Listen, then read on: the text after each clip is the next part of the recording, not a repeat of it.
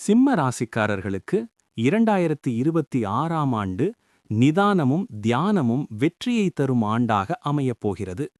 உங்கள் ராசிக்கு 8இல் சனியும் அஷ்டம சனி, 12இல் குருவும் உச்சம் அமர்வதால் இந்த ஆண்டு நீங்கள் சில சவால்களை கடக்க வேண்டியிருக்கும்.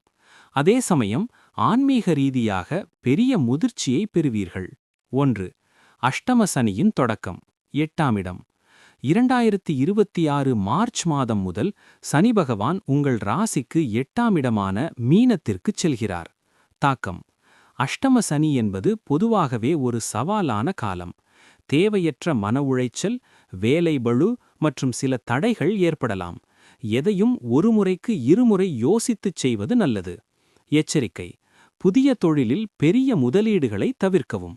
மற்றவர்களுக்காக ஜாமீன் கையெழுத்து போடுவது அல்லது வாக்கு கொடுப்பது இந்த ஆண்டு உங்களுக்கு சிக்கலை ஏற்படுத்தலாம். சாதகமான பக்கம்: பூர்வீக சொத்துக்கள் அல்லது இன்சூரன்ஸ் மூலமாக எதிர்பாராத பணவரவு கிடைக்க வாய்ப்புள்ளது. 2. 12ஆம் இடத்தில் குரு உச்சம், விரயஸ்தானம் 12ஆம் இடம். ஜூன் 2, 2026 முதல் குரு பகவான் உங்கள் ராசிக்கு 12ஆம் இடமான கடகத்தில் உச்சம் பெறுகிறார். சுப விரயங்கள்: 12ஆம் இடம் விரயஸ்தானம் என்றாலும் அங்கே குரு உச்சம் பெறுவதால் வீண் செலவுகள் குறையும். அதற்கு பதிலாக திருமணம், வீடு கட்டுதல், ஆன்மீக பயணங்கள் என சுப விரயங்கள் நடக்கும். ஆன்மீக தேடல்: இதுவரை இல்லாத அளவிற்கு ஆன்மீகத்தில் நாட்டம் கூடும். யோகா, தியானம் மற்றும் சித்தர்களின் ஆசி உங்களுக்கு கிடைக்கும். பார்வை பலன்: 12இல் இருக்கும் குரு உங்கள் ராசிக்கு 4, 6, 8 ஆகிய இடங்களை பார்க்கிறார்.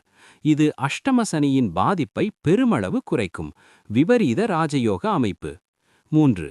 முக்கிய துறைகளில் மாற்றங்கள். உத்தியோகம், கெரியர்: வேலையில் இடமாற்றம் ஏற்படலாம். உங்கள் உழைப்பிற்கு உரிய அங்கீகாரம் கிடைக்க போராட வேண்டியிருக்கும். வேலையை மாற்ற வேண்டும் என்ற எண்ணம் மேலோங்கும். ஆனால் கையில் உறுதியான ஆஃபர் லெட்டர் இல்லாமல் ராஜினாமா செய்ய வேண்டாம். திருமணம் மற்றும் உறவுகள்: குடும்ப உறுப்பினர்களுடன் தேவையற்ற வாக்குவாதங்களை தவிர்க்கவும். குருவின் பார்வையால் நீண்ட நாட்களாக தடைப்பட்ட திருமணங்கள் சுபமாக முடியும். ஆனால் வரன் தேடும்போது ஒரு முறைக்கு இருமுறை தீர விசாரிப்பது அவசியம். வெளிநாடு யோகம்: 12ஆம் இடத்தில் குரு உச்சம் பெறுவதும் 8இல் சனி இருப்பதும் வெளிநாடு செல்ல விரும்புபவர்களுக்கு மிகச்சிறந்த வாய்ப்பை தரும். தூரதேச பயணங்கள் மூலம் ஆதாயம் கிடைக்கும். நிதி நிலைமை மற்றும் கடன். பண மேலாண்மை: வரவுக்கு மீறிய செலவுகள் ஏற்படலாம். பட்ஜெட் போட்டு செலவு செய்வது அவசியம். கடன்: புதிய கடன்கள் வாங்குவதை தவிர்க்கவும். அதே சமயம் பழைய கடன்களை அடைப்பதற்கு சொத்துக்கள் மூலம் வழி பிறக்கும்.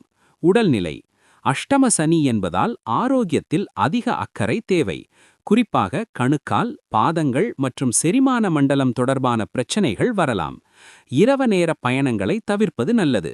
வாகனங்களை ஓட்டும்போது அதிக கவனம் தேவை. 2026இல் நீங்கள் செய்ய வேண்டியவை டூஸ், தவிர்க்க வேண்டியவை டோன்ட்ஸ். எதிலும் நிதானத்தையும் பொறுமையையும் கடைபிடிக்கவும். சட்டவிரோதமான அல்லது ரிஸ்கான செயல்களில் ஈடுபட வேண்டாம். தினமும் சிறிது நேரம் தியானம் செய்யவும். மற்றவர்களின் பேச்சை கேட்டு பெரிய முடிவுகளை எடுக்க வேண்டாம். ஆரோக்கியமான உணவுகளை உட்கொள்ளவும். அனாவசியமாக வீதிச் சண்டைகளில் தலையிட வேண்டாம். சிம்ம ராசிக்கான சிறப்பு பரிகாரங்கள்.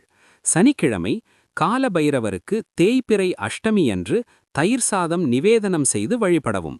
இது அஷ்டம சனியின் வீரியத்தை குறைக்கும்.